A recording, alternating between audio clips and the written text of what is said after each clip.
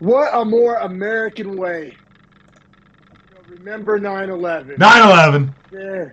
than to, honor the new American champ, Sean Strickland. Let's go. There it is. It's a new era, the Sean era. I had to just quickly give a shout out to the Niners. Big win yesterday. Looked even better than expected. Against a good Steelers team, or what I thought would be a good Steelers team. So very impressed with that. TJ Watt looked like he's already on pace to be Defensive Player of the Year. 2 forced fumbles, fumble recovery, 2 sacks, 4 quarterback pressures, and 6 total tackles. Just saying, that's a lot. Oh, balled out. The guys did absolutely. But I'm saying balled out, and the 49ers offense still torched them. Yeah, man. Ayuk's a guy. Yeah, let's go. But yeah, man, UFC 293, Adesanya versus Strickland, middleweight title on the line, episode 146 of the Beefy Boys breakdown. And I just realized, man, half the people that watch this show probably have no idea what our names are. Every other MMA show out there starts off by introducing themselves. Let's give that a try, man. I'm Dominic Rossetti, here with my co-host. Go ahead and introduce yourself. Oh, yeah, Harrison Madden, baby. We never do that. It's a good point. We are the Beefy Boys. Beefy Boy Dom, Beefy Boy Harry. Yes, sir. Yeah, man. And I mean, there's been a lot of overreactions. I would say we saw an all-time historic upset. However, I think as MMA fans, we just need to recalibrate and this happens once a year, right? We had Nunez Pena won, we had Grasso Shevchenko. Yeah, I'll say yes and no. I mean, Edwards Usman. But that's about every 9 to 15 months we get one of these, which is awesome, which is what makes me love this sport.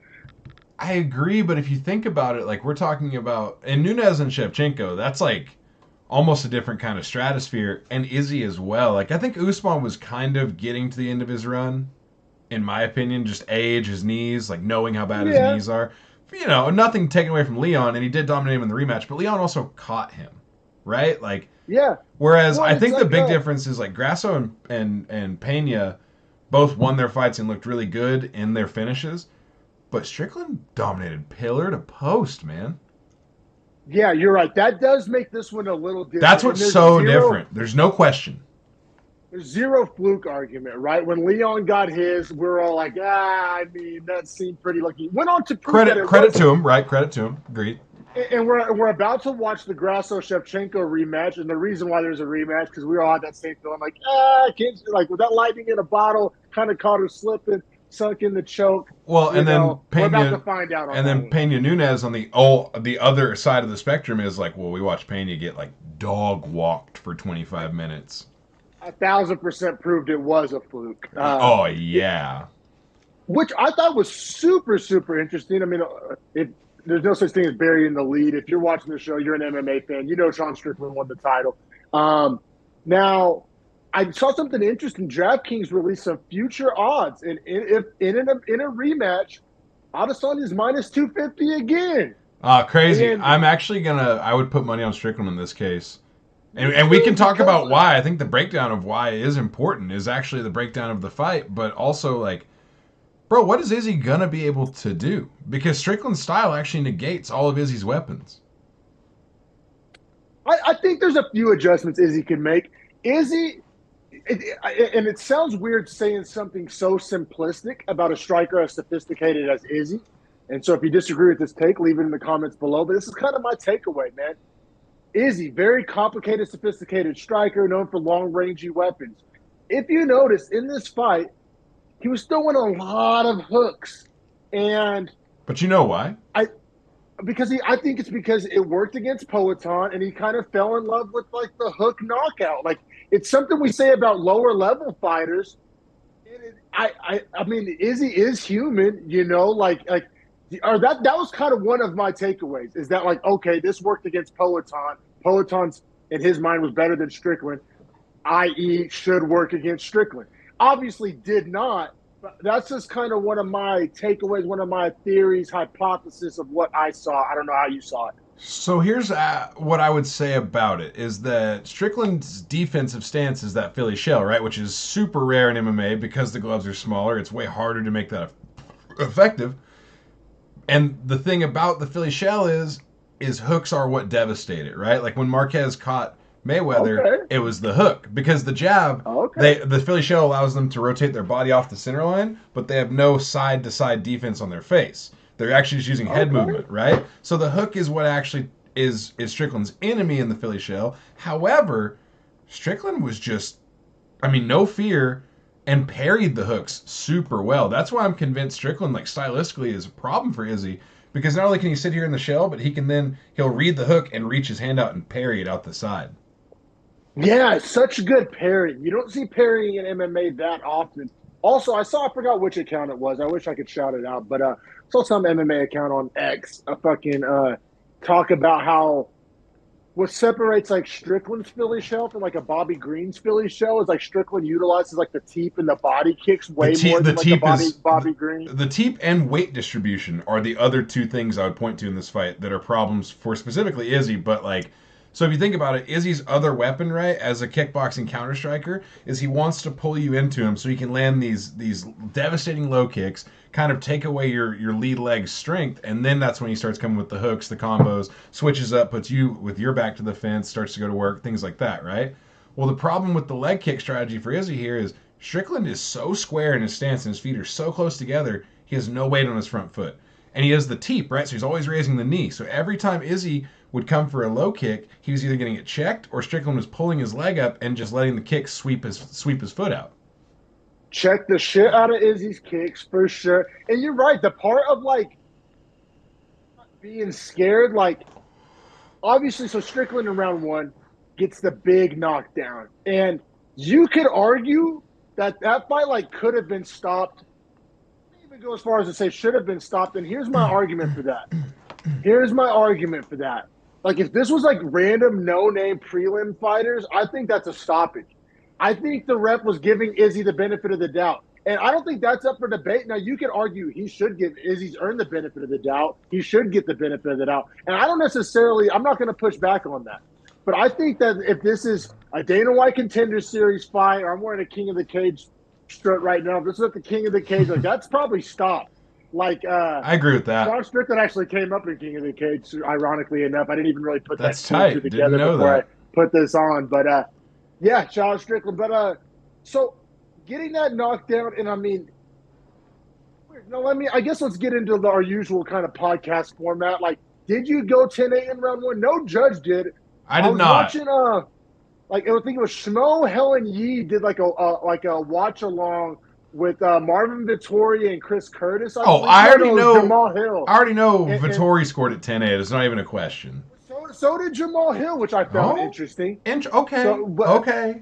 But because I'm kind of talking out of both sides of my neck here. I'm saying coulda, woulda, should have been stopped. I'm also saying didn't score at 10-8. And I think we probably saw it the same way. Like 4 minutes of that round was ultra kind of competitive. A nothing burger. Ultra competitive. Like, well, yeah, sure. Not, like, yes, agreed, yeah. But super close. Hard to score. Yeah. So there is the duration part of a 10-8, right? Dominance, duration. You got the damage, you got the dominance, you could argue. Did not have the duration. I don't know. It's weird. It checked a lot of boxes for 10-8. It just didn't feel like a 10-8 because all that damage came in like the last 45 seconds of the round. The last 27. Yeah. So 4.5 minutes of that round was a coin flip, right? Now, so it's hard to go 10-8 there, but you went 10-9 as well, it sounds like. I did go 10-9, and I also thought that, like, perceivably, I was leaning Strickland right at that point before the knockdown. I was thinking to myself, like, wow, I might be scoring this round for Strickland. Like, that was the thought in my head, right? It was very close, not much activity, but he was kind of deciding where the fight was taking place. Seemed like he was more active and was landing a lot more head strikes, which I was valuing more than the shitty leg kicks that Izzy was getting off, and the checked leg kicks that they're not counting. Like, they're not counting those backwards for Sean, which they should be. So, like, I had Sean ahead at that point, which, to your point, like, yeah, if I was already leaning 10-9, like, how would the knockdown and stuff not be 10-8? But, yeah, it happened like a flash in the pan at the end, and Izzy survived it, and I know that we talked about could have been, like, the grace of the ref. Izzy did at one point on the cage give a thumbs up, though, when he was getting flurried on. Yeah, I don't value that a ton, and maybe that's a me thing. Like, I don't know. It's like, if you're getting your shit, like, this is, once again, like, the rule is intelligent defense. This is not intelligent defense. So it's like doing one of these. hey, you'd have been better off doing one of these and punching. You know what I'm saying? Like or grabbing an underhook or grabbing a single leg. There's like, if anything, it's like worse. I don't know. I didn't like that. I get your point, and it's a fair point, and it probably did impact the refs. So I'm glad you brought it up on the show. Just me personally, like as a fan, as a viewer, I mean, analyst is a strong word, but like I just give zero credence to the thumbs up. Like, hey, if you're that good, you want to be getting your shit kicked in right now. But yeah, I mean, 10-9 Sean Strickland, and I think all of America, at least everybody else watching this fight, had like a holy shit, like we got something here. Like Yeah. we got, because I mean, we haven't mentioned the odds. Izzy minus 675. We mentioned Shevchenko. We mentioned Nunes. I mean, it's very rare in men's MMA, especially men's main events, that you get a minus 675 in a championship level fight. Like, it honestly, like, Was he the you could biggest argue- dog on I the mean, card? I believe he was, right? Yes, and I think it's the biggest championship money line since like Korean Zombie Volk, which most people thought shouldn't have been made. You know, and like in, I don't know, bro. Like the money line was absolutely insane. Nobody gave Sean a shot. I gotta say, I'm not gonna like be revisionist history. I didn't pick Sean to win here. No, But- hell no. I'll openly admit it. But I, in my heart, wanted him pick- to win. I did pick the over though, which was at like plus 115, over 4.5. I didn't bet it, but I did pick it, and I picked Izzy by decision on verdict. And not a lot of people even gave Sean that much credit. Like I said, I'm not trying to like revisionist history. Like, I'm just saying, like, I gave Sean more credit than the average person did, because the average person didn't think Sean could make it 5 rounds, and I did. All right, so let's talk about what I think is the only debatable round, being round 2. Well, no, I thought round 2 has a clear winner. I thought round 3 was the coin flip debatable run, and maybe I saw it differently than you. Well, so the only reason I said that was every judge gave 2 to Izzy, and then so every scorecard is the exact same, right? 1, 3, 4, 5 Sean, and then 2 is Izzy. Yeah. No, I thought and it's weird. I didn't find this round controversial. I thought. I see what you mean. Yes, the closest round is 300%. Yeah, What I meant to yeah. say is, like, debatably you can give this to Sean, meaning the only Izzy debatable round. Like, Yeah, no, and I'll be real. I'm pushing back on even that idea. I mean, it's real easy to dunk on Izzy right now. Everybody's doing it. Izzy won round 2, man. I say that confidently. Yeah. Oh, yeah, Say it with for my sure. chest. Like Rogan and Schaub, well, you know, Schaub's just a parrot of whatever. right, Rogan whatever said. Rogan says. They were doing the fight companion, and Rogan was pretty bullish. They're like, I don't know, Izzy might have lost every round. And of course, Schaub's going to parrot that. But like, I disagree, man. I thought I liked Izzy's work in 2, man. He had the significant strike numbers by like a decent margin. The leg kicks seemed to be not getting checked as much in 2. Even Sean's own coach after the round was like, "Hey, that's how you fuck around and lose a decision." Right. Yeah. So, like, it just Izzy had a good. I'm not saying it was the best round or that he beat the fuck out of Sean, but it was actually like what Sean wasn't doing. Like, it was Sean's worst round more so than it was Izzy's best round. That's the best way to say it. Sean's worst round of the fight was 2, and it's the only round I scored for Izzy. Now, that being said, so, like, I think the whole world pretty much had it 19-19, minus, like, some marks that were just eating fucking Sean's teep and jab alive. Joe Rogan job. But round three was close, but it almost felt like the deciding round. Like, if Izzy could solve the puzzle in round 3, it was going to become his fight. If he couldn't, like, that was just going to continue. Yeah, and like, as a fan, did you find yourself just kind of like waiting for it, right? Because like in my head, I was like, all right, well, there's no way Sean's about this to dog walking for 5 rounds. Like, surely Izzy's gonna, you know, change something up, figure something out. Like, you know what I'm saying? I kept like waiting for it, and I gotta admit, bro, like round 3, I had to like chicken scratch down my score. It took me like the whole minute, like I couldn't make up my mind on how to score it. I come down on like the definition of a coin flip round, in my opinion. Like, I even had to like ask my wife's opinion, because sometimes, you know, we get too like lost in the weeds. Sometimes you need some like less, you know, just more simplistic view of like schoolyard rules, like who won that round, like who beat up who. And my wife helped me to decide on Strickland. She's like, I think, because the thing was, Strickland shot, he had the cleaner shots, the more impactful shots. I think Izzy might have even won the numbers in that round. I don't know exactly for sure. It seemed to kind of just eye test wise, it seemed like Izzy had the volume and the strike numbers. But it seemed like Sean had the damage, and like the three hardest punches of the round were all for Sean. And Izzy backing up the whole time. It's like, all right, if this is a coin flip round and you're essentially running the whole time and not like countering necessarily, hard to give you that round. That was what it came down to for me, was that Sean led in damage and also landed the better shots in the round, and the numbers were like super close. I'm talking like 3 or 4 shots difference. So like for me, it was, once I saw the numbers by like round, I was like, because live I didn't see it, right? But in the 4th round they flashed them, and I was like, oh, I feel really good about giving that to Strickland now after seeing it. Yeah. So yeah, I ended up giving it to Strickland. Close round, but this was, like I said, the round where it felt like, oh, like this is what Strickland is gonna do, and like Izzy can't stop this, because Izzy hadn't shown the ability. Yeah. In round 2, he was starting to find success, and then Sean matched it, shut it down, almost like the adjustment to the adjustment. And at that point, it's like, well, this is what we're gonna get. And Izzy's such a good striker and so high level, and he does have a style, right? He is kind of a counter striker, and he does like to stay on the outside. That's all well and good, but I think this is the first, maybe not the, actually, yeah, I think this is the first time he's been exposed as to, like, not having a plan B, right? Because, like, all right, like, Blachowicz took him down and laid on him for 3 rounds. He was bigger, heavier. That wasn't necessarily, like, a flaw in what Izzy did. I think we all just said he got big brothered in that one, right? He got outsized. Right. Poatani figured out the rope-a-dope, learned to use his aggression against him. Bro, that Poatan knockout, and I swear, it's hindsight 2020, but not this week hindsight 2020. I went and rewatched the second Poatan fight leading up to the Strickland fight.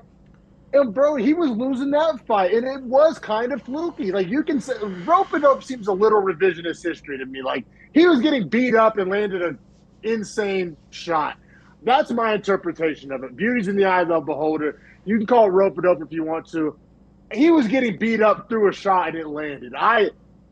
Yeah, maybe that's a rope-a-dope. I don't know. I think it was a little fluky, honestly. And like, it felt like him putting his back actually on the cage. He only did that once in the first fight, and it's when he lost. So for him to immediately do it there, I felt like, oh, like, you know you shouldn't be here. So like, why are you here? And then that's he was getting put there. Yeah, but he had an answer for it. That's what I'm saying is, like, he was super comfortable. Like, oh, I'll let you push me to the cage, sure, because I realized this last time, like, I'm not going to go down like that again. You see what I mean? Like, that is kind of rope-a-dope. Like, whether or not Poatan, like, because Poatan wanted him to be there, he was putting him there, like you said. Yeah. But it's also like, in Izzy's head, like, this is where I'm gonna get my one opportunity to fucking clock him out. That's very kind of you to say. I'll book you a nail. I'm just saying, if you think about strategically, they fought 3 times already, like, and he lost all 3, and he tried fucking everything. It's like, last trick in the book, right? Like, that had to be it. You going pink or black? You going pink or black on the manicure? Half and half. I want to get the French tip with the black top. but man, I don't know. So what I'm getting at here is Izzy, like, can't fight moving forward, or like won't, or like, it's so weird. Like, we haven't, like, even like Francis Ngannou, right? In the Gane fight, we saw him like pivot to a plan B. He pulled out the singlet and wrestled Gane. Like, he has one way to fight. It got exposed. Yeah, but we've known that since he fought Yoel Romero. Because Romero refused to come forward, and it was a snooze fest. Because Izzy refuses to go forward. But that was also, 5-6 years ago? Like, but that's my point. It hasn't changed. And I guess that's what disappoints. Like, what I'm a little disappointed. But that's his all style. All this time to evolve. Yes, it is. But, like, the best, like, can adapt their style. I really do feel that way. Volk fights differently depending on his opponent. 100%. The great Bill Belichick, you know, if he spots a certain weakness, he'll run the rock 45 times with Tom Brady as his quarterback, handing the ball off to undrafted rookies. Like, you got to pivot sometimes. You got to zig when people think you're going to zag. And Izzy's like, I'm just going to zag every fight for my whole career. Like, you don't have to worry about the zig. Like, because he's pretty much saying, like, I'll out zag you, and everyone's like, oh, okay, and like tries to like zag with him in your context of your reference, right? And it's like Strickland came in and was like, I don't zag, I zig, and that was what had to happen. And guys, every other guy would play his game. And Pereira was just a sniper enough to play the game and win it. You know what I mean? Like honestly, Whitaker is close to Pereira in being able to play the game and win it. Pereira is just slightly faster and more powerful than Whitaker, so therefore he had that slight advantage. But Whitaker was always close to Izzy in that aspect. Yeah, and would be able to take him down, which not a lot of people were able to as well.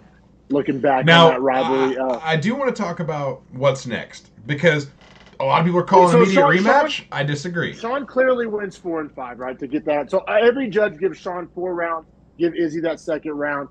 That's how I scored it. I'll be real. I was like, and sorry, we'll get to what you're talking about. I just kind of want to put a bow on this little actual in-fight breakdown. Like, as you were entering the 5th round, I kept wanting to I was waiting for the judges to fuck it up. I'm like, man, I have it 3 rounds to 1. Me too. But there is a very real possibility that these jerk-off Australian judges have it 2-2. Well, I could have seen 3 being swung to Izzy on home field BS, right? So I literally said that out loud myself that, very easily 1 and 4 are Sean's. You can't say anything about it. But then 2 and 3 are up for debate. And if they both swing Izzy, even though I would say that they're closer to swinging both Sean, if you had to go one way for both, right? Like, if one guy had to win both rounds, closer to Sean than Izzy. But they split him. So, and realistically, the judges were on their shit. Thank God. Yeah.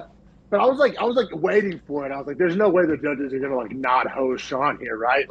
And when I heard 49-46 unanimous, I was like, oh, they got it right. I immediately, 49-46 made it where I was like, it's not Izzy. 48-47, I could have been like, wow, maybe they hosed him. Yeah, no, you're 1,000% right. All those thoughts crossed my mind as well. So, I mean, huge upset, plus 490 for Sean Strickland. That last, 30 seconds when he started screaming and putting his hands up, he realized it. Yeah, he could feel him winning the fight. I mean, one of my favorite sayings, not just in sports, but just in life in general, I've always been a big, nonfiction, reader, truth really is stranger than fiction, man. You can't script that kind of drama. You can't draw it up.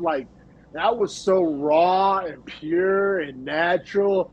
It's why it's the best sport. There was a million college football games. I would have rather been watching the OU game.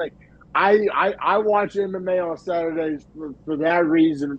It's just so unpredictable, so real. Oh, man, it's just the fucking best, dude. Bro, it's the fucking best. His relationship with his coach is the coolest, by the way. Nixick, because I guarantee no other coach can coach any fighter like they coach Sean Strickland, and probably most coaches wouldn't coach him the way Eric Nixick does. Which, I don't know if you noticed, but you alluded to earlier after the second round, he was that's how you lose a boring-ass decision. Right? And then the next round he comes out. That was real. Next round he comes out and he's like, hey, we're not here to win some snoozy-ass decision. I don't want to watch that shit. Go out there, get on him. And I was like, you're telling me to go get on Izzy? Jesus Christ. Which is how Strickland fights. It works. The coaching matches the style. He's such a psychopath. You have to psychopath style coach him. Yeah, and it fucking works beautifully. No, that was awesome. That was an awesome. I'm glad whoever the boom guy, the boom mic holder was for that corner, good shout out. How great is Strickland's cardio? Before you move on to matchups, because the dude didn't sit between rounds once, and he wasn't gassed after 25 minutes of fighting. No, but see, actually, that's what didn't surprise me. We all knew Sean's a cardio king and gets hella rounds in. And it just might have been better than I even thought it was. Fair. The craziest thing about this whole thing to me was that he whooped ass in round 1. Sean is a late round, pour it on cardio style fighter. So whenever he came out and put him on him in round 1, I immediately was like, well, what does round 5 look like? And round 5 was debatably his second best round. So no, phenomenal cardio. I mean, you got to figure if Izzy was going to win that fight, it was going to be in the first 3 rounds, both from a Vegas thought so and just stylistically. Not that Izzy can't go 5. Izzy's gone 5 countless times, but Sean is a cardio style fighter. Izzy isn't really a cardio style fighter. He can just go 5. It's different, right? He doesn't really weaponize pace. Agreed. Sean does. So when Sean was having success in the early rounds, I was like, well, that lends itself pretty well to rounds 4 and 5. No, 1,000% agreed. But yeah, let's talk matchups, man. There's a lot of ways you can go. There's really 3 options here. So, 3. Yeah, right. Yeah, 3. Okay, so like you can obviously run it back with Izzy, and Dana said that makes sense to him. Doesn't make sense to me. Let me lay out why. Izzy Okay. started the year as the belt holder. Didn't finish. Obviously, lost it to Pereira. Regained it against Pereira. Lost it to Strickland. He's 1-2 in his last 3. Yep. Like I don't, 1,000%. I don't understand why a guy that's 1-2 and he didn't defend the title after recapturing it. I want to make that this would be his defense of his title, right? Because he had to recapture it. So this would be his Yeah. actual No. defense. He didn't defend Yeah. it. So why would he get to rematch for it immediately? First off, I'm going to lead by saying I agree with everything you just said. Like, if it was up to me, I want to do the rematch. Devil's advocate here for the sake of the pod. Little first take action here. Now Skip. Skip. He's an all-time great. Skip. He's got a gold jacket. Skip. No, but like that's really your only argument. Just kind of like respect to Izzy, body of work, like all-time great. Championship pedigree. He gets his own rules, kind of like Connor, or Also, like he's a huge draw business-wise. I would also say for Strickland, like, hey, Strickland, now you get the pay-per-view points. Who sells the most pay-per-views? Very clearly Izzy. Could be viewed as a reward for Sean. Obviously, you could argue a favorable matchup, even though Vegas disagrees. I just don't understand that future money line, dude. Like, I'm going to pound Strickland because it wasn't fluky at all. Wasn't fluky. It felt like he like figured out the puzzle, and Izzy couldn't. Yeah. Izzy didn't have the weapons to approach Sean's like defense. Vegas giving Izzy minus 250 in the rematch feels like stealing. I mean, it's probably going to be a closer fight, I would imagine. I would hope. If Izzy wants to win that, he better start walking forward, and he's not going to do that. So that's what I'm saying. Right. Bro. I have the same takeaway, 1,000%.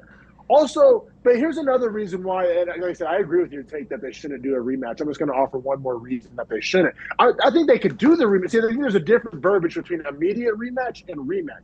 Izzy needs a little time off. He's fought like every 3 months.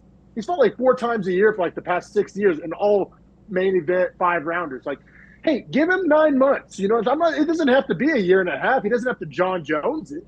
Yeah, but I'm just saying, like, but early 9 20 months, 8 months, yeah, or even like June 2024, something like that, and Sean could fight somebody else and then still do the rematch. You can have your cake and eat it too if he was to win. Now the other 2 options, obviously DDP sitting there, I believe, ranked 1. DDP is a problem for Strickland matchup wise too because he comes straightforward in a line. Which is a problem. It's a big problem for Strickland because he needs to keep the distance and keep you at this like Strickland wants to exchange constantly back and forth, just in like a boxing A B back and forth, like only striking. Drickus wants to blitz in, slam you to the ground and pound you. It's the exact opposite. And Drickus is jacked and has a lot more power. Huge. Yeah, for sure. So you could do that one. I gotta say, Drickus Izzy is way more fun to me in a 3-round. Give me 3 rounds of that. You see what I mean? In a 3-round. Because stylistically wise, he goes forward much like Strickland does, and that can be Strickland DDP seems random to me. Like it seems inorganic. Those 2 guys have never really even mentioned each other's name. Bro, they'd probably be fucking great friends. I mean, if you're really asking me, like they both probably are. Like the meme that said every time Sean was throwing that left hand, he was boy. Like I think him and Drickus are on that same vibe. Like they're just psychos. They're just psychos. So you could do it. It definitely feels very like bracket-esque, right? It doesn't seem very like matchmaker-y. It seems very straight line bracket, which some people argue the sport needs more of. Now, what I think is more interesting and would maybe give us our cake and eat it too, because then you could do Drickus Izzy #1 contenders match, 3 rounds, whatever, 9 months from now, whatever. Drickus is healing up from an injury. So, and then we got Costa Chimaev coming up in 2 weeks. Glad you said it. When you said 3 options, I was like, well, wait, 4, and then I thought, oh no, the fight, obviously the winner, right? Yes, the winner. Now, the cool thing is that's more where I'm actually looking. I want to shuffle this division a little bit and give Izzy some time. Give Izzy some time. And, because it's cool. Nobody's happier than Paulo Costa, because I believe that if Paulo beat Chimaev, he probably would have had to beat Drickus. I don't think it was necessarily a #1 contender match for Costa if Izzy was champ. It would be for Chimaev, I believe. But if now it's a true number one contenders match. Whoever wins that, because Sean's had heat with both of those guys, I believe. I believe Sean and Paulo almost got into it at the UFC PI believe. And then And how he feels about Chimaev. And also the sell on that, America, Russia, wrestling, striking. Oh yeah. I mean, now, who wins that? I think Hamzat probably fucking hurts Strickland. And I think Strickland Costa is like some banger war. What a great fight. What a great fight. Yeah. Because Costa tries to do the same thing Strickland does, but without the technique. He's just a bully. Better athlete, like just God-given. I also, I want to ask you about this. Given. Yeah, no shit, right? All the acai. Someone was talking about Costa and how, like, if you think about what he was saying after he lost to Izzy and the excuses and, like, the way he blew up in weight, like, it all looks like a guy that, like, just mentally was, like, just defeated, right? Like, didn't have it in the head before the fight even happened. Or at the very least, lack of focus or lack of discipline, which... Yeah, because like, if the story is true that he was so anxious about the fight that he started chugging wine to go to sleep, like, bro, it's clearly, like, you're not even thinking straight. You know what I'm saying? As an athlete, like, so it stands to reason that when he's talking about his girlfriend has, like, changed his life and the way he lives his life, like, maybe he did actually have a lifestyle change where now he lives, like, a healthy lifestyle, like, diet-wise. So the weight cut isn't like this awful, depressing, fucking soul-crushing thing he has to do. So he actually is like just a better mental health, which in fighting is probably super important. Yeah, and he's had some time off now, which kind of lends itself to everything you just mentioned. And the pressure of the zero is gone. He's not undefeated anymore. When he fought Izzy, he was. I know, it's just wild to think about. I mean, personally, you give me the option. I say you give Sean the winner of Chimaev Costa, and you let DDP and Izzy fight in like 6 months, 8 months, whatever the case may be, and the true number one contenders match would be fucking sick. That's how I do it. I'm down to move on to this co-main. I mean, new era, like historic upset. I saw this one thing too because everybody's worried like, how would Sean be as a champion? Granted, this is a very like cherry-picked little stat or like example. So like, he seems great. He seems great. I've seen like all of his interviews after. Sean O'Malley's like post-fight YouTube clip had like 500 something K views. Sean's night of had like 2.2 mil. Yeah, bro. Damn, Deshaun Strickland is out here. Like the appeal and just the intrigue and like kind of he has both sides of it. He has people that really like him and really wanted an American champ, especially at a heavier weight class. And then you also have like the Floyd factor. There's a lot of people that are going to tune in to like see him want to lose. It's like, so weird, the right? of the world. Well, it's so weird, right? Because like, I did. Jesus Christ. Art Briles was at the OU game. He's Jeff Levy's father-in-law. Didn't know that. That was pretty wild. Hey, sorry about it, Jeff Levy. So fucking the thing that's like weirdest to me is that Sean Strickland, man, when you think about it, like like Andrew Moakley, for instance, shout out Andrew, fucking hates Sean Strickland. Like is convinced he's like a KKK, like white supremacist, like represents everything wrong. And I push back on that so hard because it's like he's actually just a dude that literally I don't even think cares about race because like his life was so shitty growing up. He just fucking doesn't trust humans. You know what I'm saying? Yeah, exactly. I think that's more of what it is too. Like when he talks about blatantly, like he was like racist as a kid. So like I don't think you would like walk that back. Like right. Sean's definitely not the type to like try to like be a people pleaser. So like if he really felt that way, he would tell us that's how he felt. And his best friend is Chris Curtis.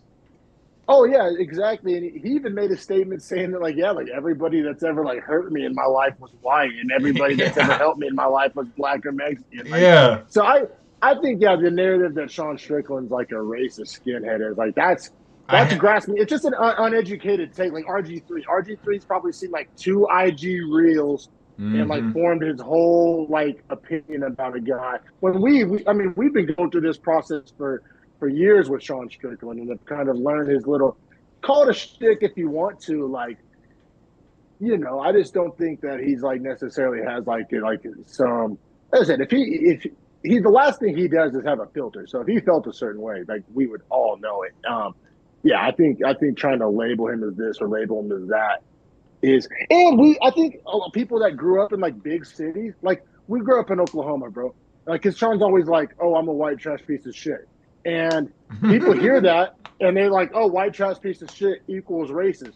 We know plenty of white trash pieces of shit that aren't racist. Like 100%. that's not a equivalency. Like, if you actually know it's these an economic people, standing more than anything. It's like, oh, they're just poor. Like they just do like poor people and just shit. like a cultural, like they're wearing a white tee and work boots and riding a 4-wheeler. Or like driving your vehicle through a shit ton of mud because you just don't give a fuck and somehow that's fun. Like, I don't know. You know what I mean? Yeah, but it has nothing to do with your view on like race or politics. It has nothing to do with that. It's just like, why, that's fun to you? Like, I guess. Yeah, and I think you got to be careful doing that. Like that's like assuming, like the people that assume every like black person is a Democrat, or like you can't. Yeah, it's trying to blanket people. It's like essentially if you said Latino people vote Democrat, it's like go talk to a Cuban person. I'll bet you they vote Republican. Yeah, or any like Latino business owner I know is super. Yeah, the most Republican. Yeah, exactly. But yeah, bro. I mean, I think let's push it. Let's push it to fucking Volkov, because as much as my opinion didn't change about Strickland, it changed a lot about Volkov, and not because I thought in my head like, oh, he's the favorite, rightfully so. I like Volkov's style in this fight. It's a good matchup for him. I still like the patience and like I just feel like every fight that I see him, like I like him slightly more. I don't love him for the top of the division, but like as a top 5 gatekeeper, he's perfect. Yeah, and I gotta say, I think he matches up better with this new wave of lighter, faster. I agree. Like, granted, he's kind of slow, but he still fights in that style. Like, and he's huge. He's 6'7". He's huge. Exactly. The guys, the matchups of back in the day, the more takedown heavyweights, or the freakish power punchers.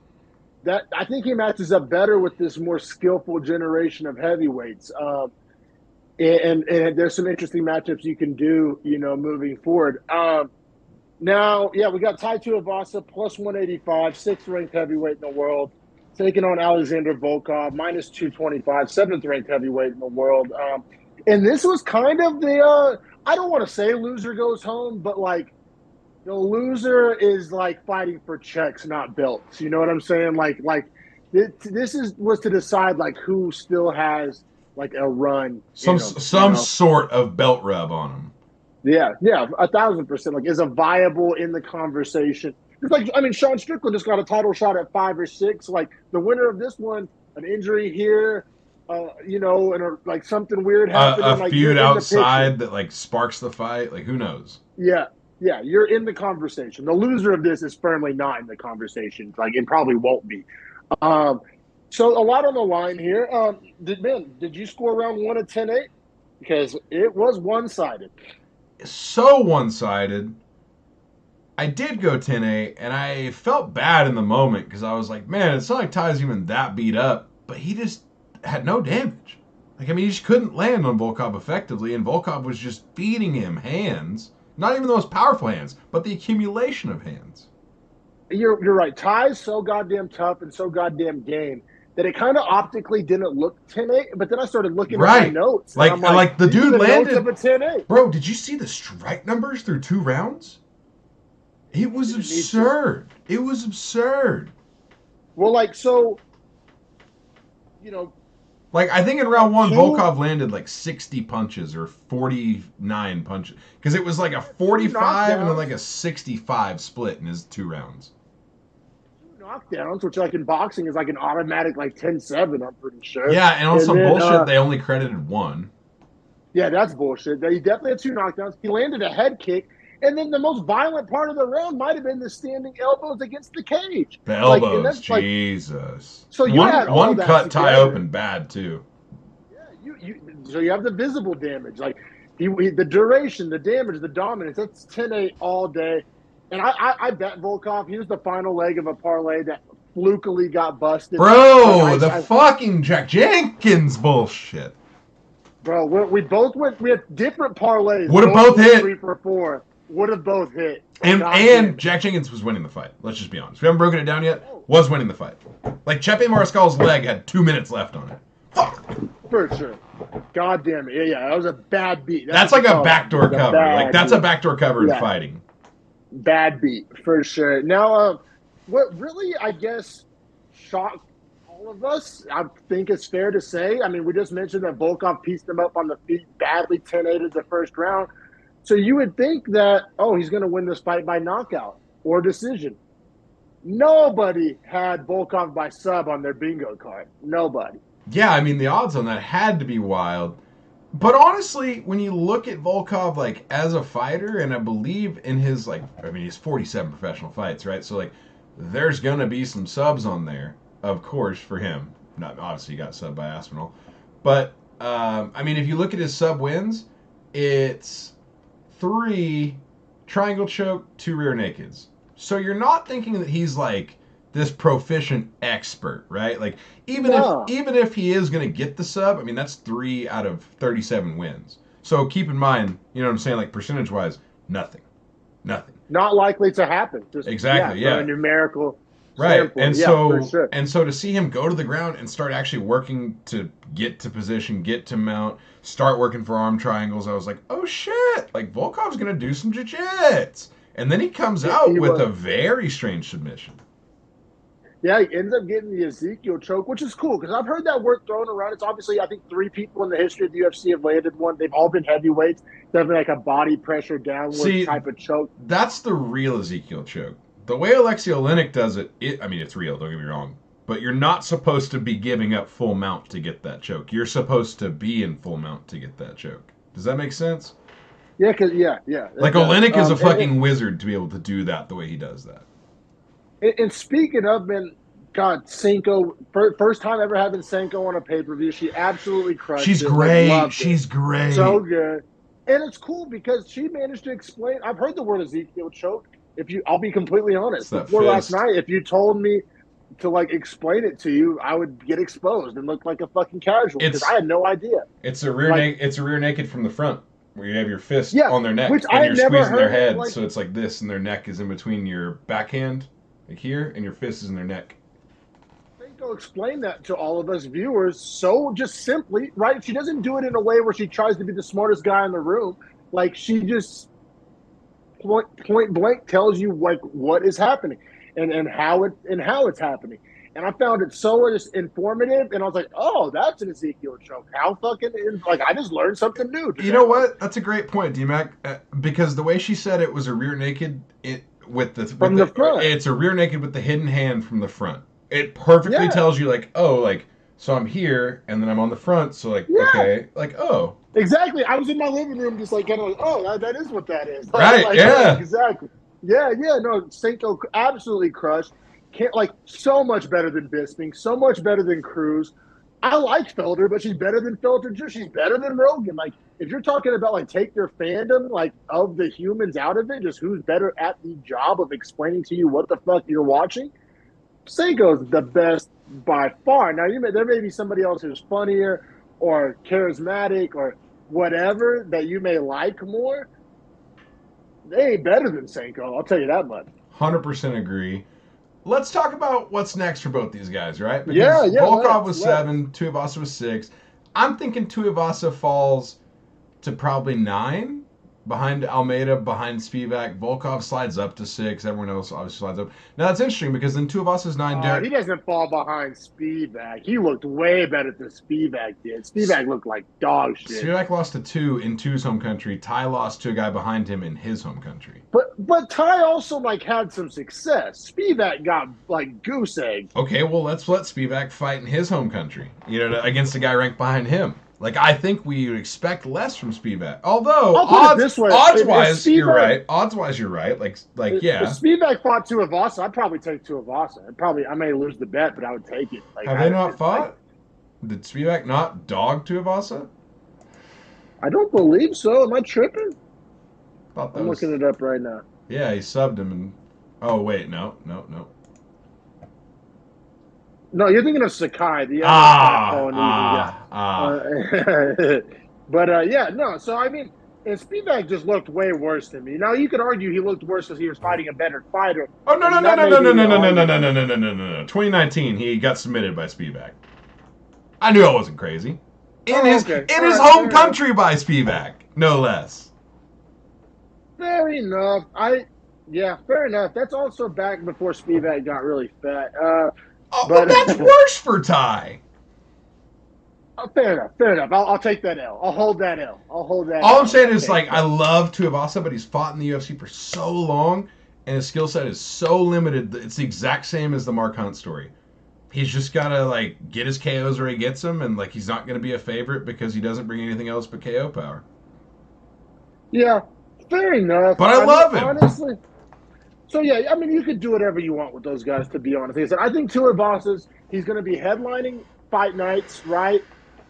He's going to be in like fan friendly kind of matchups. He's going to be a gatekeeper. I think his run at like actual legitimate like contention, especially with the Almeidas of the world coming up and the Aspinalls of the world, like he's not on that level. Yeah, he's Right. not on Cyril Gahn's level. Obviously, that was a dismantling. So I think you got to use him like almost like the way that like the light heavyweight division uses Ozdemir. Like he's a real threat. Like you can't, like he will knock you the fuck out, and you So can use him to turn back some prospects. But now Volkov, I believe Volkov has one last run in him, and so Volkov. Another thing is Volkov's fought so many of these guys. He's already lost to Aspinall. what about Blades? Um, he lost to Pavlovich too, didn't he? Didn't Volkov lose to Pavlovich? Volkov's fought like all these guys, unfortunately, is part of the problem. Lost to Blades in 2020, decision 5 rounds. That's tough. Fought Derek Lewis. He's fought Cyril Gahn with a loss. He has a win over Tyburi. Lost to Aspinall. Beat Rosenstruik. Beat Romanov. Beat Tuivasa. I don't know what the fuck we do with this guy.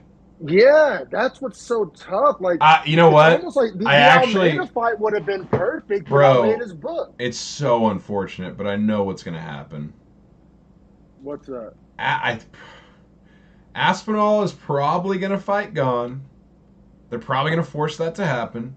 And then you know what that means? Pavlovich fights Volkov. So Pavlovich and Volkov haven't fought Have yet. not I got fought. that wrong. Have not fought. Okay. Which No, is, but actually, I don't hate that's that dope. because the size That's matchup, good. Volkov is bigger.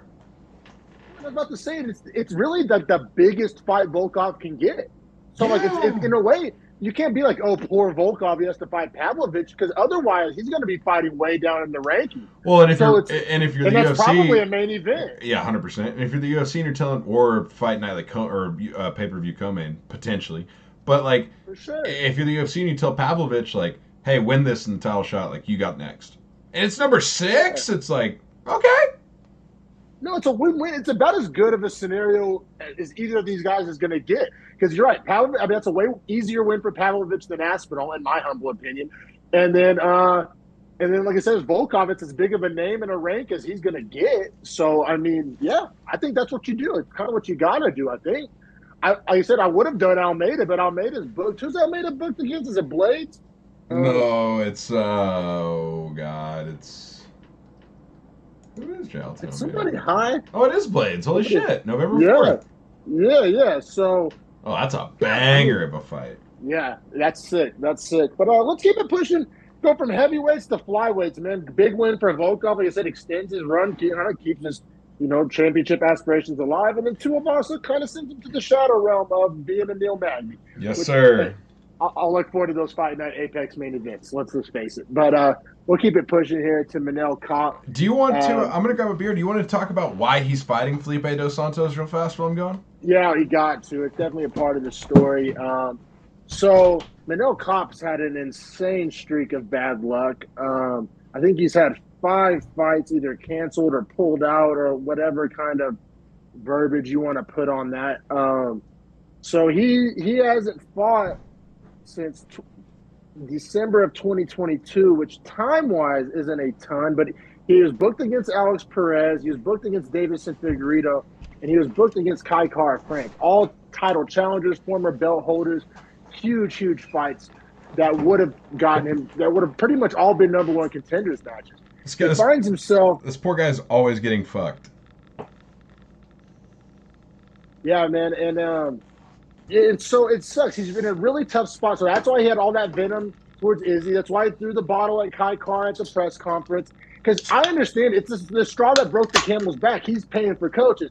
He's a guy that travels all over the world for his camps too. So I mean, he's spending thousands of dollars on plane tickets alone, and he spars with high level sparring partners all over the world. Like he really leaves no stone unturned. And he's like I said, and all of those fights would have been number one contenders matches, right? Like if he beats any of those guys, he's fighting for a title. Perez, Figueiredo, or Cara France. Like all of those are number one contenders matches. And he finds himself in a match with unranked debutant Felipe dos Santos, who's a dog. Dude, absolute insane dog. The shoot box guys that are coming up. It seems like every time they put an undefeated, like 7-0 guy out there, I'm like, who the fuck is this guy fighting a ranked guy? Like, why is he fighting a ranked guy? And then they're just absolute dogs. And I'm like, what the fuck? And they all usually lose, and then they all usually make us fall in love with them, right? It's like the same story. Yeah, every time. And then their second fight, like if you look at, who is it, Bruno Silva, right? Yeah. Fucking jiu-jitsu wizard. No, and they can all strike and they can all grapple and they all have fucking nutsacks the size of dodgeballs. They're all so sick. Yeah, I mean, so Kape was ranked 10th coming into this one. Also, minus 425 favorite. Also, I just want to put it out there for the Kape thing. His debut in the UFC was against Pantoja and he lost a unanimous decision. His second fight in the UFC was against Mateusz Nicolau and he lost a split. So, like, they've known this guy is championship quality. He just had to earn the right to be there. So then he had to beat Ode Osborne KO, Jaga Zumagulov KO, David Dvorak decision. And now he was going to get Kai Kara France because they want him to be in that top 5 echelon because they know he deserves to be there. I honestly think he deserves to be there. But his luck is dog shit, man. Dog shit. So, here we are with Felipe dos Santos. And I understand why Kape is so mad, right? Because in the press conference, like, he stood up, was telling Izzy to go fuck himself, telling Kai Kara France to go fuck himself, because there were Kai Kara France in the audience, Izzy up on stage next to him. Tai Tuivasa sitting there looking back and forth. Finally, he goes, hey, I'm here. I'm like, I'll sit both these guys down right now. Like, I'm right here. It's fine. Was great. That's why, like, no security even stepped in. The Tai Tuivasa in the middle of these guys. It's all good. Yeah, they're like, the heavyweights in between the flyweight. And also, for a flyweight to call out a middleweight is the craziest shit I've ever seen. Like Izzy was like, I'll piss on you, boy, or some shit. And I was like, yeah, he will. Yeah, he will. Legitimately no fear in Kape's heart, though. Like, seriously. Right.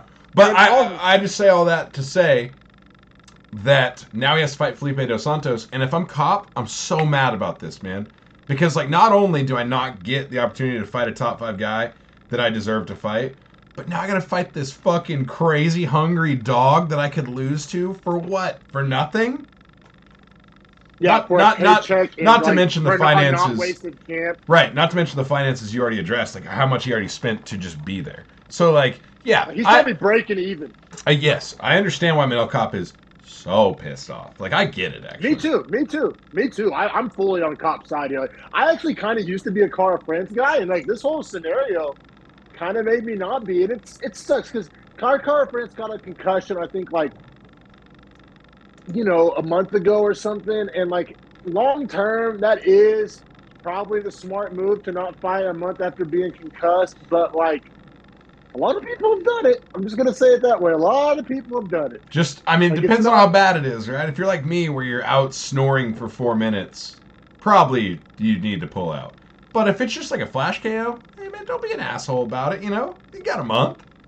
Like, I feel pretty good it's been 10 days, and I was like Curtis Blades, Derek Lewis, where they didn't let him fight for 6 months. So I'm just saying, like... Well, and that's a thing, too. Like it's not like a bone you have to wait to get done healing. Like, but there is the weird thing... You've seen the weird thing in football where they have, like, the protocols or whatever, which I don't even know if those are all realistically, like, good markers.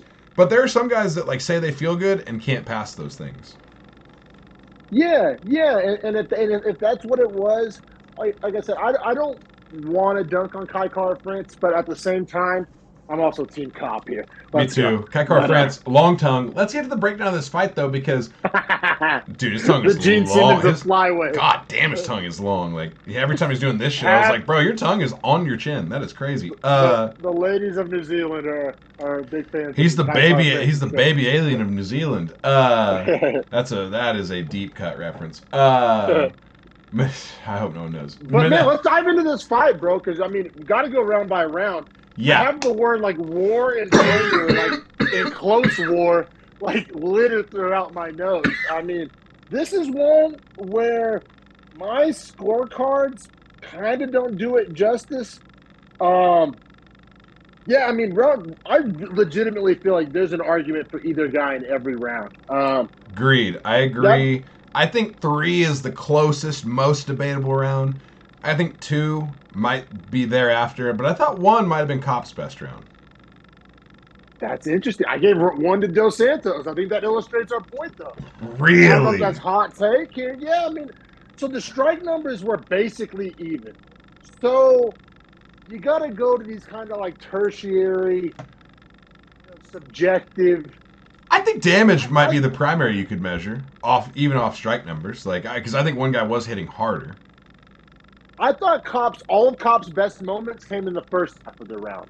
Agree. I thought fully agree. Felipe Dos Santos won kind of the second half of the round. I see where you're coming. Pretty consistent in my logic over the life of this podcast. Yeah. Like, hey, if it's a 50-50 round and one guy like won the end of that round, I'm gonna lean that direction. It's not a foolproof method. I'm not necessarily gonna die on the hill, but that's how I ended up. Literally coin flip. I literally have the word close war in my notes. Like.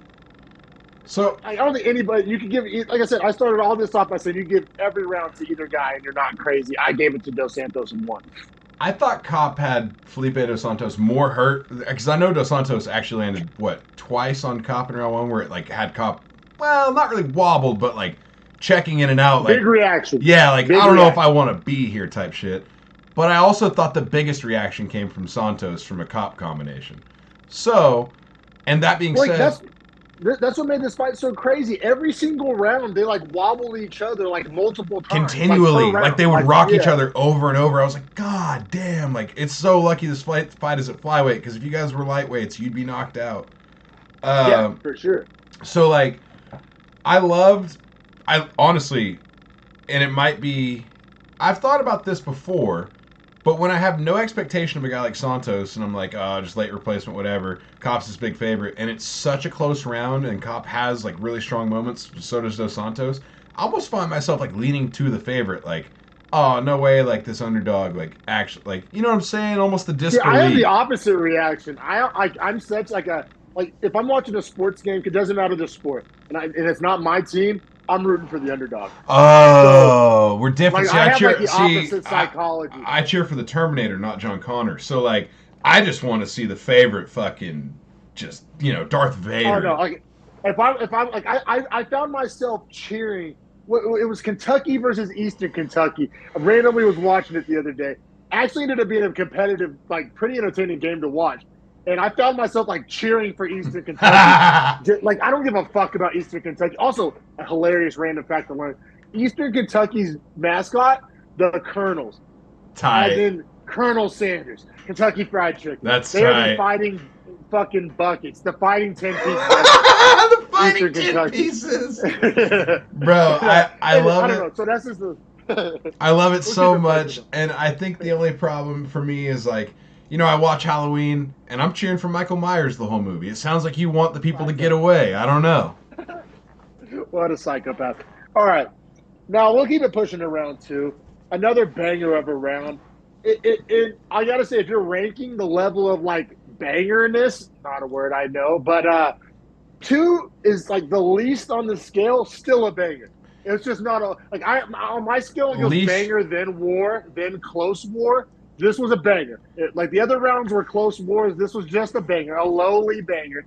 That's my ranking. This one edged a war, but you know what it lacked? It lacked either guy getting like super fucking rocked like they both did in rounds 1 and 3. That was the major difference. Sure. That being said, I thought that actually was better for Kape because, and I don't know why. Yeah, Kape favored from a cleaner fight. Yes. Dos Santos, we just talked about his dog and his nutsack and all that. Like, shout out Izzy, but they more of a brawler.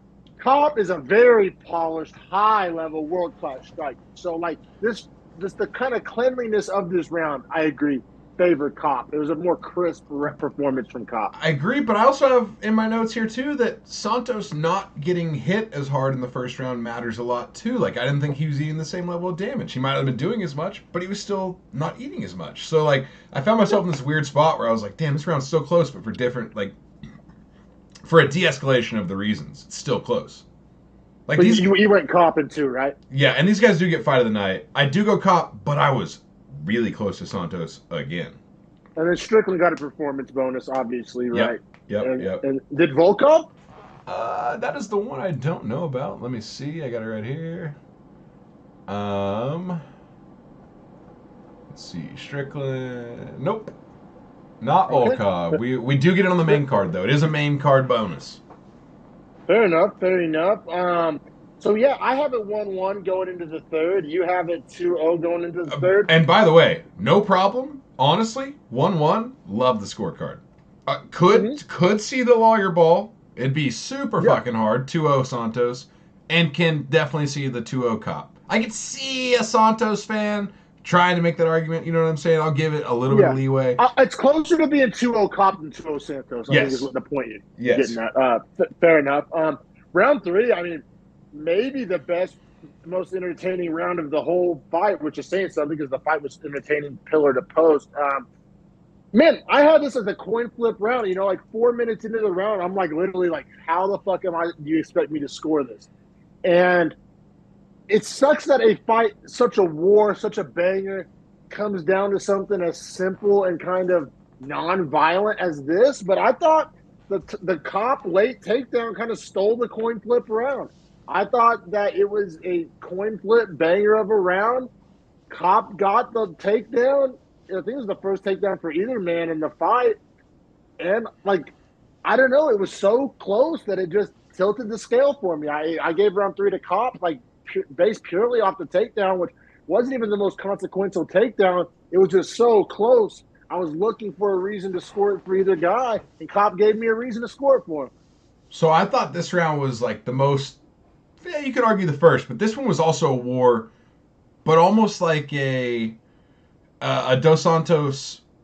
I thought Dos Santos maybe started landing the cleaner shots. Like for what I thought Kape was doing the best in round one, I thought it flipped. Almost like exactly like yin and yang, right? That round one was Kape landing just the slightly stronger strikes, getting off slightly more damage. I saw it that way for Santos in round three. So I scored round three for Santos. But to the point of that, it's like you can get 3 rounds for Kape here. You can get 2 rounds for Santos.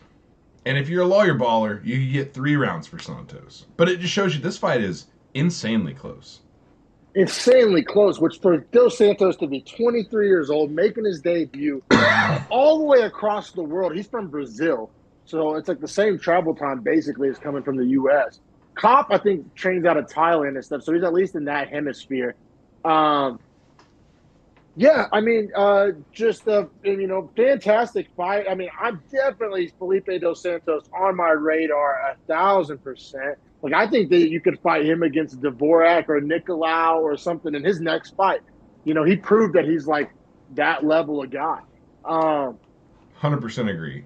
Yeah, and for Kape, you just booked the Cara France fight, right? Because I also want to talk about because that rivalry's not dead. Here's why.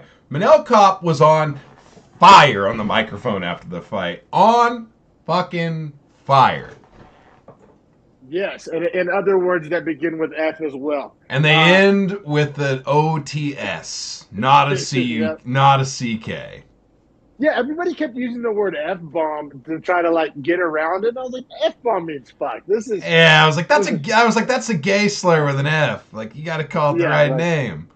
Rhymes with maggot, and essentially though, it would suck because like the call out was so good. He was like, yeah, I came here to fight Cara France. He's like, he's here in the crowd right now, and then he finds him. And he's like, you little bitch, like you're here right now. He's like, I'm gonna fight you again.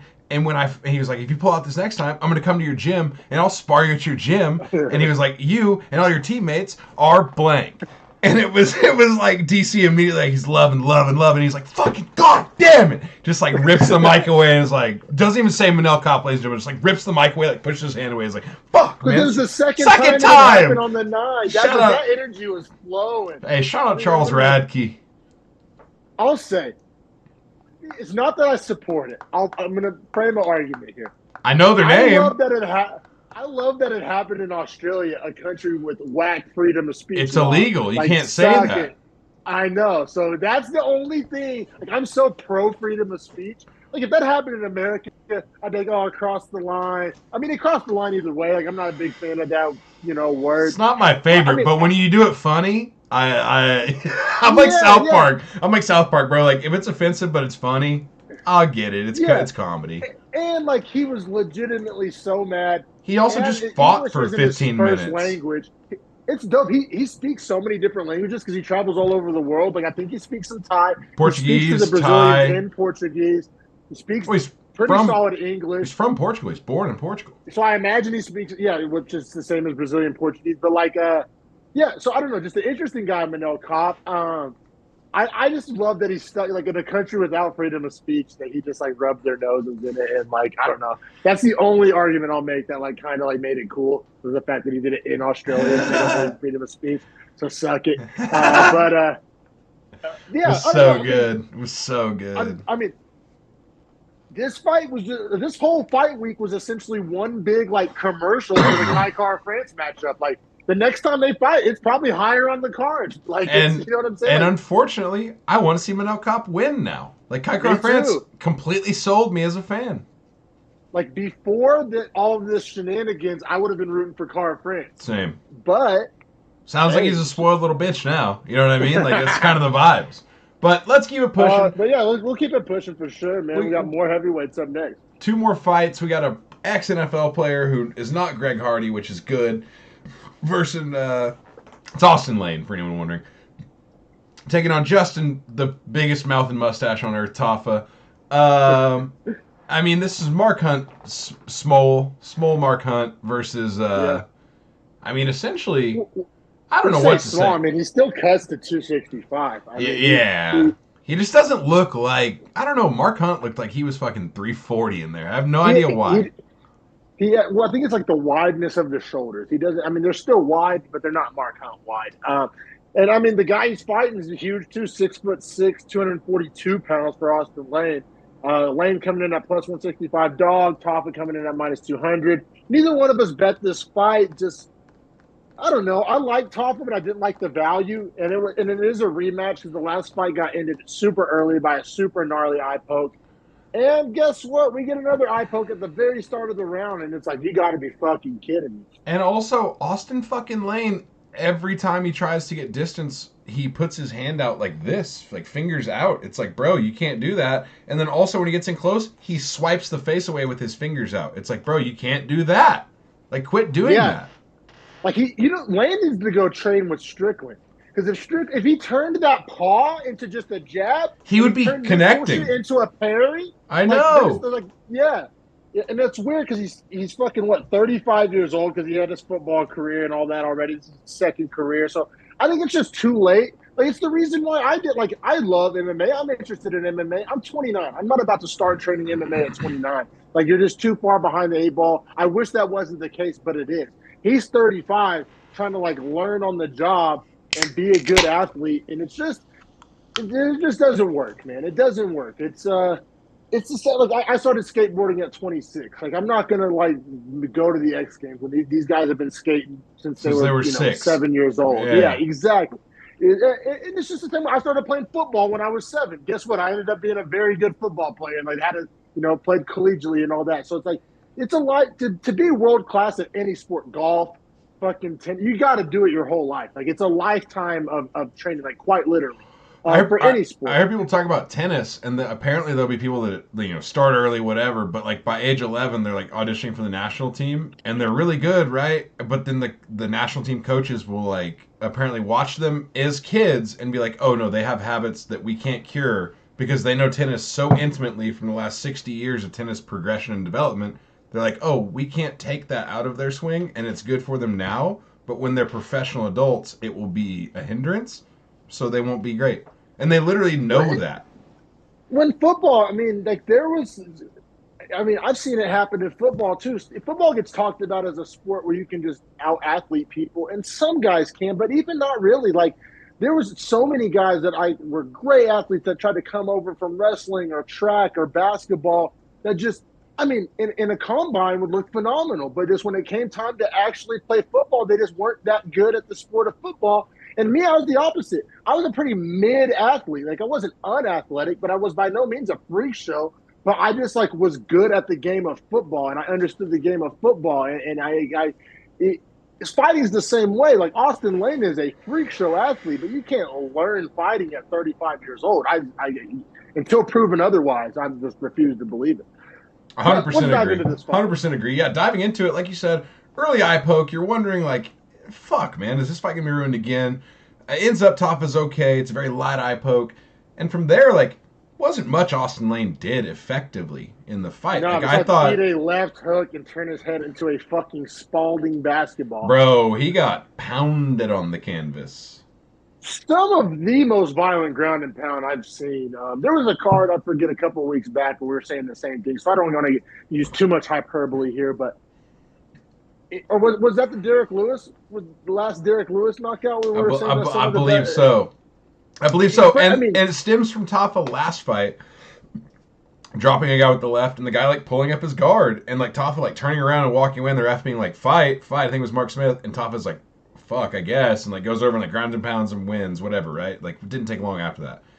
And then he said after that, I'm not going to do that anymore because I thought that was how you get a bonus, and it's not. And first of all, I want to address the point of, if it's a walk-off KO, it will be. Don't make it one. You know what I'm saying? Like, if you knock him out so bad that you're like go up to finish it and you're standing over him and you realize like they're not defending, okay, cool. Yeah, turn around, walk away. But I'm just saying, like, there's certain times where it's like, bro, it's a fight. Like, finish the fight. Like, you're not getting a bonus because you're not doing your job. It's like there kind of shouldn't be walk-off KOs in MMA for kind of what you just alluded to. Like, that's not how the sport is refereed. Like, it's not boxing. You're allowed to fall him to the ground. You're expected to fall him to the ground. And the refs hate when you like put it on them. You know what I'm saying? Like you take this fight into your own hands. Don't make this like a subjective call for me to make. You know, and like you said, it allows them to recover. There's a million reasons not to do it. Every once in a while, you end up with the Ngannou Stipe or like something like this, where it ends up looking brutal. But it's like, all right, it's that, or we get weak ass boxing knockouts. It's like there's not really like a middle ground here, and I don't think any MMA fan wants that.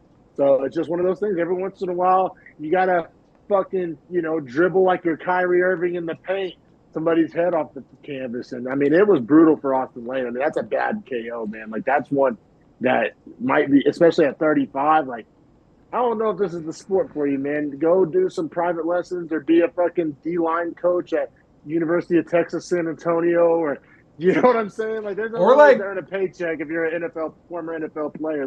Or maybe you've just made enough money at this point because you're just like, maybe a top 100 heavyweight in the world, but like that's not getting you paid. So like, congrats, bro. Like, you can fight better than 0.01% of the population, but you've probably already made your money. So you need to find another business venture that's business and not sport. Or go try PFL and go beat up Maurice Green like everyone else does. Or like, you know what I'm saying? But UFC level, it ain't happening, dog. And then Tafa, another one of these big Polynesian heavyweights. And it sucks to say it like that because everybody talks about Polynesian heavyweights like they're a monolith. And I just got done earlier saying how you can't do that up to people. But there is a certain style and a certain skill set. Like, it's a thing. It's a thing. They are who they are. You know what I mean? Yeah, it's a thing. Like, there's Junior Tafa, Justin Tafa, Mark Hunt, and Tai Tuivasa, and for some reason they all fight the exact same way. I'm not trying to put them in the box. They put themselves there. I think they kind of pride themselves on it, right? Like, this is what the fuck we do. Right? It's almost like they like the Dagestan guys, like they do it. Right. Like, I'm not putting you in a box to say you're from Dagestan you can wrestle. I don't think that's putting you in a box. Like, you can do other things, sure. But for me to say, like, oh, you're Samoan heavyweight, so you're a big dude with a lot of power. I think that's fair. is probably a dog and who's probably not super refined. Like, I think that's like I think those are all fair. probably, yeah, for sure. And kind of transitions into our next fight in a way because Tyson Pedro minus 105 against Pleasure Man Anton Turkalj minus 115. One of my top favorite nicknames. I mean, everybody was hating on it, and it's definitely not like a scary nickname or a tough nickname or even a cool nickname. But is it a good nickname? I think it is. Pleasure Bro, Man. great nickname, but I can't stand Turkalj as a fighter. Like, he's a guy that I have, since his first fight in the UFC, I've said, fade that guy. He doesn't deserve to be here yet. Because, like, what does he do well, right? You know what I'm saying? He's just, like, mid at everything. Like, I don't think he's bad necessarily at anything. He's just kind of mid. Like, what does he do? Like, I don't even like when they announce his name. Do they say jiu-jitsu? Do they say striker? Like, I don't fucking know. Like, I don't. I guess care enough to find out either. It's weird. I know he's the pleasure man. He has 5 TKOs. He has a decision and 2 submissions. So, like, does mix it up in his victories. But since he made it to the UFC, submission lost to Almeida. I mean, we're not hating on that. But this last loss he had to Vitor Petrino, we kind of hated on that. I mean, we like Petrino. Petrino's scary. Right, and it was a decision. So, like, I get the UFC being like, you know what, we still like you. You're 27. Let's see what you got. This showing was not good. And I think it comes back to my point of, like, Turkalj is just too unpolished to be in this division at this point in his life. Like, why the fuck was this on a main card of a pay-per-view, dog? Like, I'm sorry. Like, we end up getting an electric finish here and a highlight. Still, I mean, it could have been a finish and a highlight on the prelims just as easy. Like, people are trying to reverse engineer this and be like, see, it was a main event level fight. Like, no, it wasn't. Like, cool finishes happen on the prelims all the time, and that's what this should have been. If nothing else, like, give me Olberg Dawun Jung there. Like, flip the, you know what I'm saying? Olberg's like an actual, like, future, I think, star. Like, probably he's going to crack the top 10 in his career. Like, Olberg kind of matters, and neither one of these guys do. 1,000%. Like, same weight class has, too. I guess, some name value. Like, but yeah, Olberg matters 1,000 times more, if you ask me, and probably a lot of other UFC fans. Yeah, I didn't understand it at all.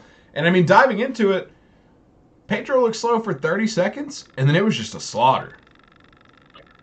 Yeah, I mean, and it's crazy because Turkalj does have a chin, like out of all things. Surprisingly so, going the distance with Petrino, like, but every time Pedro would land, it would like freeze him. Like literally every time. Like I don't even think that's hyperbole. Like every time he landed, it would either like freeze or wobble Turkalj. Like, but he was landing like some devastating shots too. Like it wasn't like he was just landing like pitter patter jabs. Like Turkalj's striking defense is just bad. Like he was just sitting head on center line, hands down, eating fucking nukes.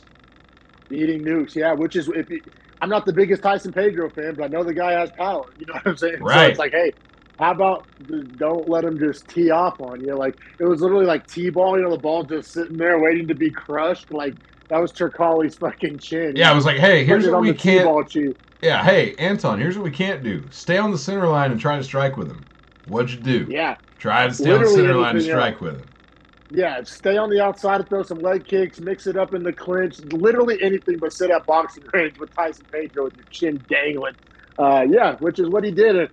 But real quick, did Tafa get a bonus? Tafa did get the final bonus. I actually would have liked it more to go to Pedro, if I'm being honest. Yeah, and Pedro, I knew it wasn't Pedro because he was on Twitter complaining about not getting it. And I do kind of agree with that take. Like, I think, yeah, I don't know. I thought it was a better knockout. Getting more brutal ground and pound. I have in my notes Francis Stipe too, like esque. Fight lasted 2 minutes and 12 seconds. Wasn't that competitive? Which is cool because Vegas thought it was going to be competitive. I kind of thought it was going to be competitive. I think it sucks because we're going to come out of it more dauber down on Turkalj than dauber up on Pedro. Like, Pedro is who he is, right?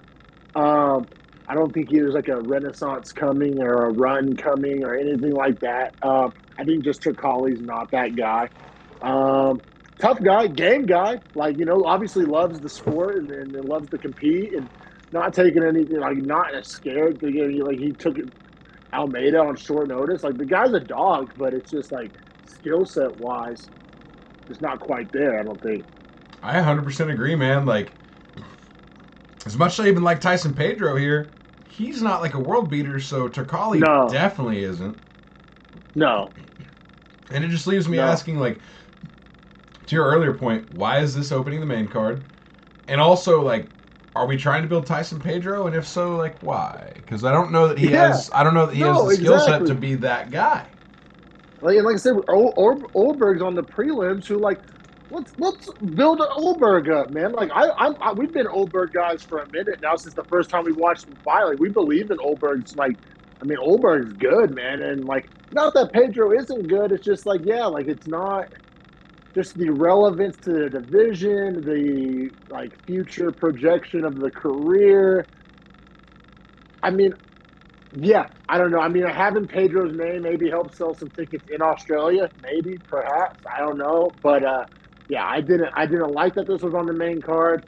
Even revisionist history, I still don't think this fight deserved to be on the main card. I would have 1,000% rather had Oldberg on there. And honestly, same can be said for Tospa Lane, even though I kind of get it because it was a rematch.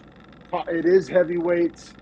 It's kind of a caveman like 1997 logic as to why that's on the main card, but I still get it. I I get it can't at even like least, right? build. Yeah. Yeah, like I can't even like form like a lawyer ball argument of why this was on the main card when Oldberg was on the prelims. Like that just the same division, same kind of matchup, same kind of style. Like I just don't. Yeah, I mean Oldberg is just the younger, bigger, faster, better looking Tyson Pedro, right? Like you know what I mean? It's, Like yeah, quite literally. Quite literally. yeah. So, but yeah, man. I mean, a main card that I will remember. Like I don't. Sometimes all the numbers kind of fade together, but like 293. That's the day Strickland fucking shocked the world, man. Yeah, and it's crazy because, like you said, I mean, just to put a bow on it, kind of beat a dead horse. But yeah, it wasn't a Leon Edwards fluky kick. It wasn't a Grasso Shevchenko caught in a submission. It was 4 rounds to 1. Ass whooping just kind of broke Izzy mentally. Like It was no man that beats off to cartoons is going to beat Sean Strickland. that's all it was. Who needs X's and O's when you got that, baby? But yeah, man, episode 146 of the Beefy Boys Breakdown. This is the main card segment. And thanks for watching, everybody. Like and subscribe. Yes, sir. Don't forget to check out the prelim segment. We'll be up probably tomorrow, I would say. But we will let you guys keep you guys posted for that. Follow the Twitter or X. Fuck. At Beefy Breakdown. And at Dremple Talk Dom and at Harrison Madden.